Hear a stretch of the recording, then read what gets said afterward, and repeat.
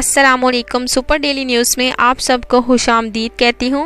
आज मैं आपको फ्री इंटरनेट इस्तेमाल करने के बारे में बताती हूँ। हर कोई चाहता है दोस्तों कि हमारा इंटरनेट फ्री चले, क्योंकि फ्री इंटरनेट का मज़ा ही कुछ और होता है। तो आए इस मुश्किल को आसान करते हैं। सबसे पहले आपने मार्केट से TP लिंक की USB लेनी है। उसके बाद USB के साथ एक छोटी सी आपको CD मिलेगी। CD आपने इंस्टॉल करनी है। इंस्टॉल करने के बाद USB के ज़रिए आपने कंप्यूटर में सारे फ्री वाईफाई बिल्कुल शो होने लगेंगे। आप जिसे चाहें इस्तेमाल कर सकते हैं। इस TP लिंक की कीमत मार्केट 1000 है हमारे यहाँ। तो अगली वीडियो के लिए इजाज़त दें। और फ्री इंटरनेट का ये तरीका है कि आपको बहुत ही ये तरीका उम्मीद करती हूँ कि आपको पसंद आएगा। अब मुझे इजाज़त दें दोस्तों। चैनल को सब्सक्राइब करना बिल्कुल भी ना भूलें। शुक्रिया।